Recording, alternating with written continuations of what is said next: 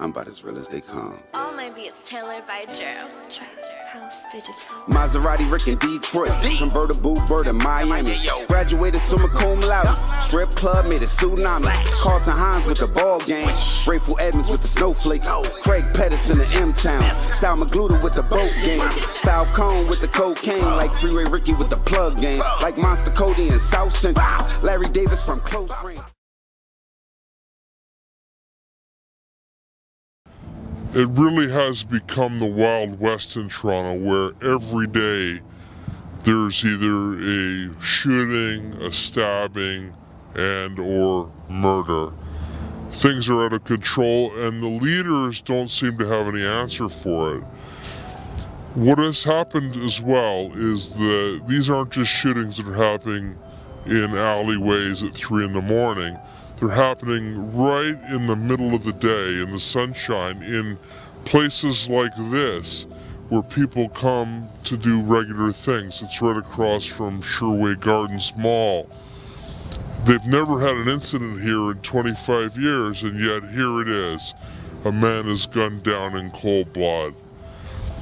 Very, very shocking incident in a city that's really hard to shock now, because there's so many different types of crimes and so much murder and so many shootings.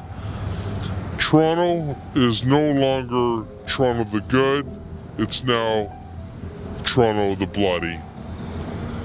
From another murder scene. I witnessed the shooting occurring outside of UPS store, just as I was getting in my vehicle. What did you see exactly? I saw the person shooting at a person on the sidewalk, probably 3 or 4 meters away from him. The person that was shot, where was that person? He was out on the sidewalk outside the UPS store. What was he doing? He was with another friend at the time, I think, heading to the restaurant. I didn't know about it at the time, but that's where he was heading. And the suspect, where did the suspect come from? I don't know. Because when I saw him, it was the incident was happening at the time. What exactly did you see, sir? Well, holding the gun, shooting the person. It looks like a pre-COVID party, but sources tell City News that video was taken within the past month here at Toronto South Detention Centre. I'm Christina Howard, and that video shows several high-profile inmates smoking pot, using contraband technology, and ignoring all COVID precautions. A whole lot of gang. Sources tell City News the video was taken by an inmate who somehow gained access to a cell phone. It was uploaded to social media. One of the men featured in the video is Toronto rapper Flippa, Saaid Mohiadin, who is currently facing 2 murder charges for his alleged role in the March 2019 death of Jerome Bell and the November 2019 midday shooting of alleged mobster Antonio Fiore outside a restaurant. I suppose I'm not surprised because I've seen similar things in the past. You know, when people are smoking in a unit like that, there's a smell. And I would expect that anybody who's charged with supervising them would be able to detect that and to intervene. These guys appear to be acting with impunity. Yo, we back. It's your boy Popalot. Mobb ties. We on our way north of the border with this shit.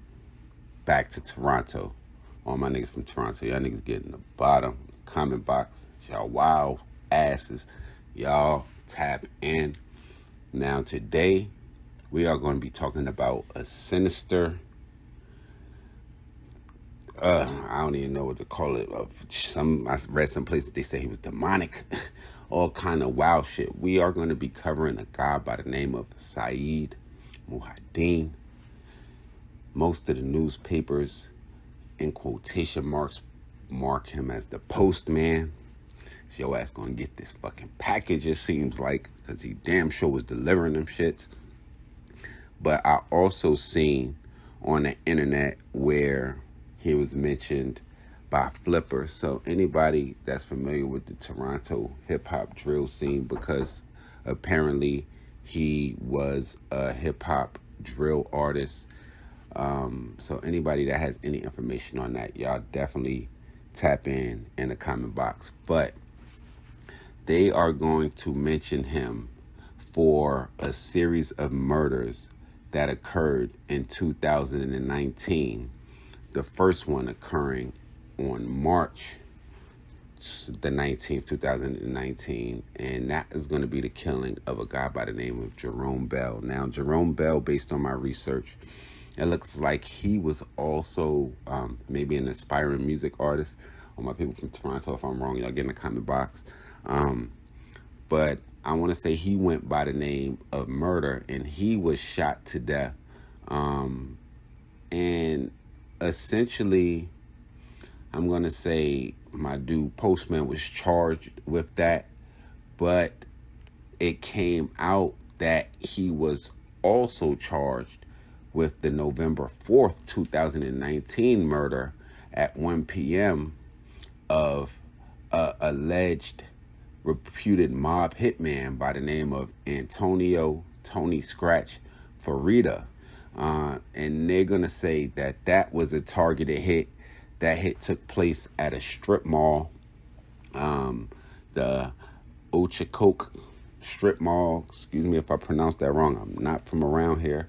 But that was only just the beginnings of everything, because after doing my research, the Postman had a long history of just chaos and menace. Like back in 2015, they're going to say his name was ringing bells in the city of Alberta, where they say he was going to be arrested on a slew of charges and connections with 2 shootings in Fort McMurray. He was also charged with a couple counts of failure to comply with conditions of recognizing. Then we're going to go back even 2 years prior to that. In 2013, outside the Loki Lounge, and this is on King Street West, a guy by the name of Anthony Smith was shot in the head 2 times following an alleged beef with Postman and one of his homeboys. And they would end up walking free from that murder because the people that was with Anthony Smith refused to testify or refused to point out who was involved in that alleged crime. So they would end up walking away from that. Now, in that same year of 2013, you had to let this shit kind of go on. And I ain't even really tap in and cover every single aspect. But in that same year, the cops were actually looking for him for a robbery of the Bank of Montreal. And they're going to say in that robbery, the robber demanded cash. The teller would end up hitting the panic button, causing the robber to flee the business. But police somehow implicated him in that, and that was going back as far as 2013. So this is like a lot of the kind of cases that we cover in Mob Ties. If I had to pick out something that stood out to me, is definitely the fact that they charged him with killing an enforcer for the mob, and they said that was something like a targeted hit. So it's like, Toronto, let me know, is the gangsters beefing with the mafia? Like, is everything up for grabs? And they also say that the murder of Jerome Bell seemed like it was also a targeted hit. So with that being said, and the amount of shootings that has been tied to my dude Flippa, or the Postman, whatever you want to call him, because he's going to flip you or you're going to get this package, all kind of just seem like a wave of craziness. And this is just one of the stories people been asking me to, when you going to Canada when you're going to come to Toronto, and all the different cities we here. Y'all get in the comment box. Y'all let us know who we need to cover. We going to be back soon. We going to tap in everywhere in the world and tell y'all the stories about these gangsters. If y'all in the city and there's somebody that need to be shown to the world, y'all get in the comment box. Y'all hit me on Instagram. It's your boy Popalot, POP_A_LOT. We gonna be back with some more real trail spill shit. Toronto, we be back soon. And y'all already know what the fuck it is. It's the Mobb. Mobb. Ties.